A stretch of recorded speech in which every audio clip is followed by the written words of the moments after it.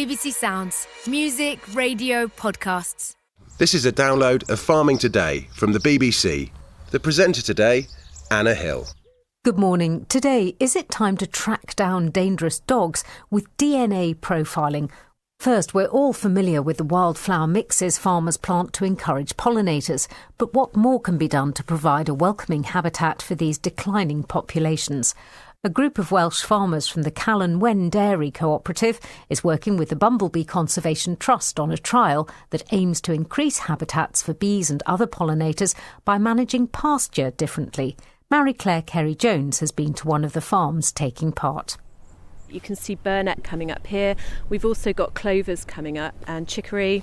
I'm Anna Hobbs and I work as a conservation officer in Wales for the Bumblebee Conservation Trust. We're working with the farmers to try and find land management options that are simple and will help support the bumblebees and other pollinators on their land and fit with a productive, sustainable farming system. Maybe if they've got semi-permanent grassland, to manage that sensitively to enhance it for bumblebees and other pollinators.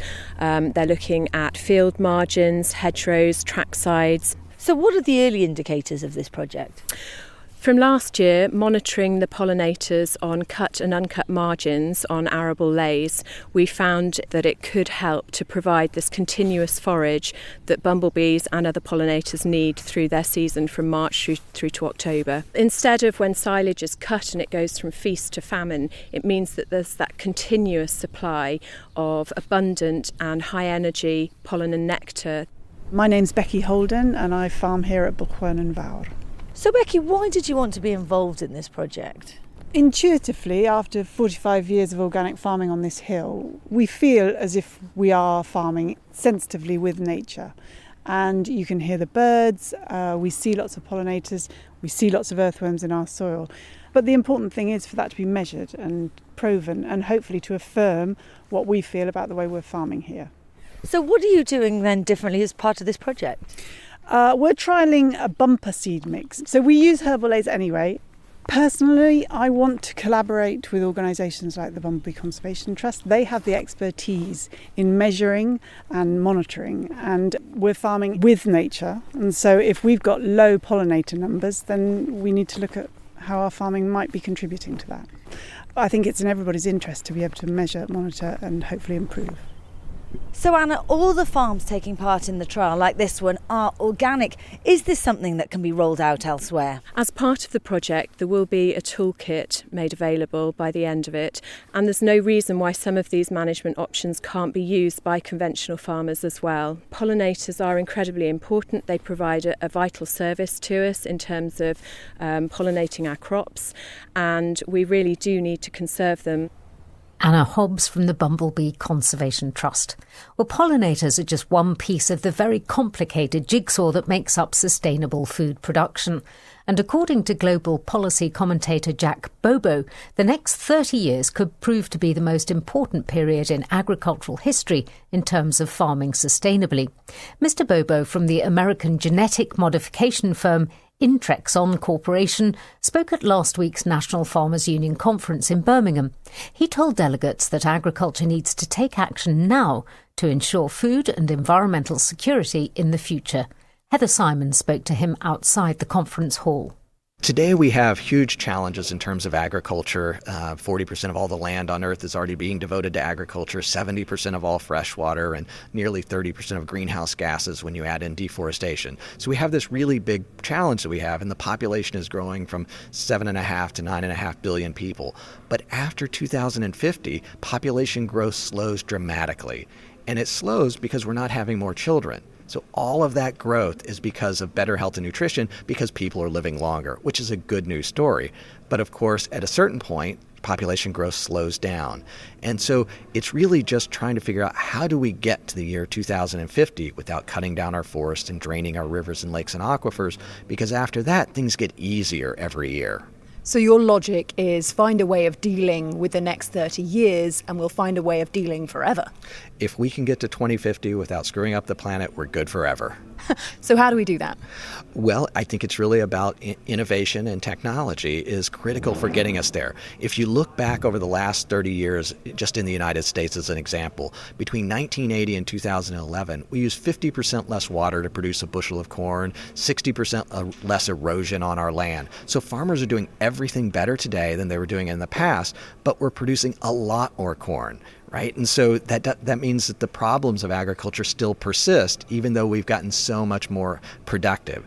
And so consumers don't really recognize that things are so much better because they just see the more and more. But at a certain point, we don't need to produce more and more. We can just produce it more and more environmentally friendly and sustainable way. And so we'll get to that point. This is a global challenge, so to what extent can individual countries have an impact on that? Yeah, countries have to make a decision. Are they trying to make their country the most sustainable that it can be, or are they concerned about the entire planet? Today, Europe imports 70% of its animal feed needs, and much of that's coming from places like Brazil, which are incredibly important in terms of biodiversity. So Europe is exporting its environmental footprint to the most biodiverse countries on the planet. Eventually, who's going to pay for facing up to this challenge? Well, I think that part of it is explaining to consumers that there's a need for that. So today, consumers are asking for food that is more sustainable, but at the same cost. They're not really willing to pay more for it. And today, European farmers have the worst of all worlds. They're being asked to produce using fewer and fewer inputs. So that makes it more and more difficult, which means they produce less and somebody else is producing it instead of them. Jack Bobo there. The UK is nearly at peak lambing, traditionally a positive time of year for sheep farmers. But the pleasure of these bouncing new spring arrivals can be undermined by the threat of dog attacks on livestock, which are on the rise. All this week we're focusing on sheep. New statistics from insurers NFU Mutual show that livestock worrying cost the agricultural sector more than £1.2 million in 2018. Although that figure was slightly down on the previous year, since 2015 the cost of livestock worrying in the UK has risen by 40%. We've been hearing stories from right across the country of farmers who've experienced dog attacks on their flocks. A quick warning that some of these reports may make for upsetting listening. First, farmer Philip Weaver, based near Newark, talks about an attack last year. It was a carnage, really. There was 3 sheep 2 fields away that had been dragged down and blood everywhere, broken legs. One had its throat ripped out and one was dead. These were pedigree stock, so not just the emotional loss, but also the value of them has an effect as well. A week ago, we didn't have any sheep on this farm. They were away on winter grazing, and now there's about 1,000 here. And there's a busy footpath that runs across here. So maybe someone was walking the dog last week, no sheep anywhere, let the dog off a lead. And this week, the farm's full of sheep. And BBC South West reporter Jen Smith visited Davidstow on Bodmin Moor. Since April last year, 54 sheep have been killed, 22 injured and 11 chased over a quarry. Farmer Steve Nankival has flocks on this land. Gutted the sheep, really. The sheep was running around with his entrails hanging out. The vet was involved before I actually got here, but the sheep had to be put down. But of course, the dog had already worried hundreds of other sheep before he got hold of mine. And even if a sheep isn't killed outright, they're often so distressed, ewes miscarry and farmers struggle to recover their stock. Here on Bodmin Moor, the problems got so bad, dogs could be banned. Julie Doughton is from the Bodmin Moor Commons Council. A lot of people say to us, oh, they're just trying to be friendly. From a sheep's point of view, that dog is out to get them and they will run. Hence, we have sheep running into lakes, we have sheep running over the edge of quarries.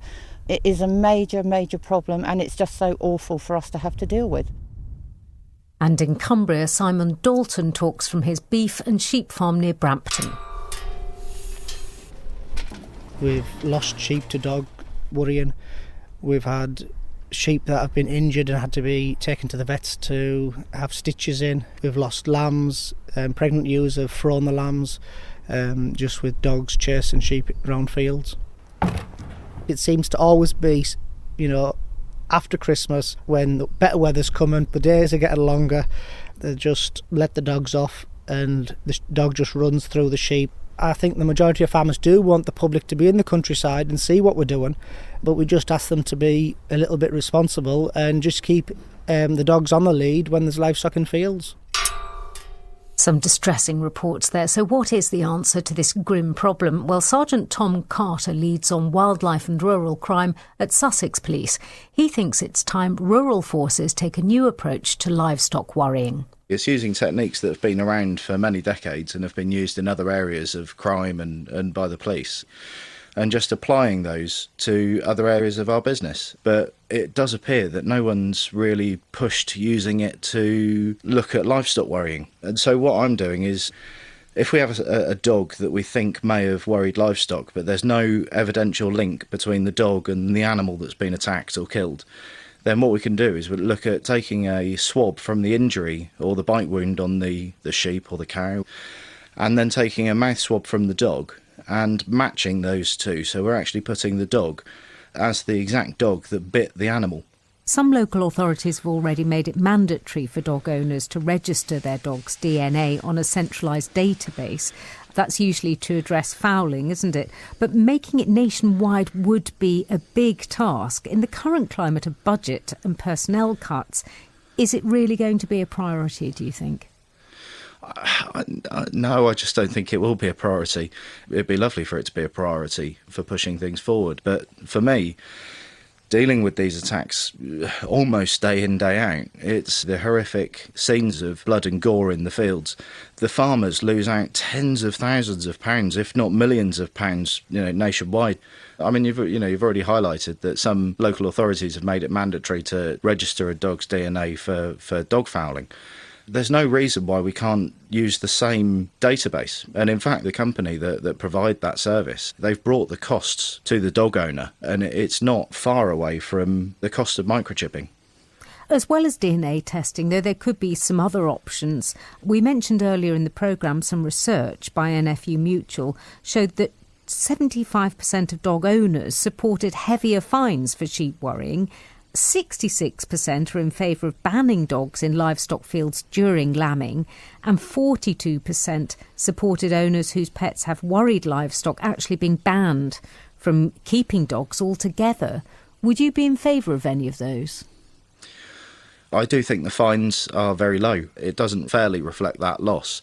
The legislation was written in 1953 and it's never been amended since, and so I would be very supportive of increasing fines. In terms of banning dogs from livestock fields, you have to look at how do you police that.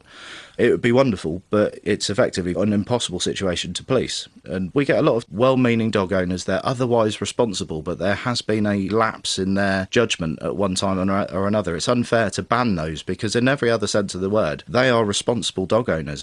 What we need to do is provide them with the effective tools of how to deal with their dog around livestock.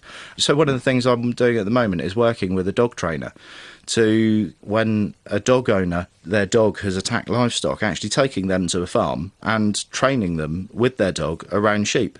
And the objective is not to train the dog, but to train the owner. Sergeant Tom Carter there from Sussex Police. Train the owner. And that's it for this morning. I'm Anna Hill. The producer in Bristol is Lucy Taylor.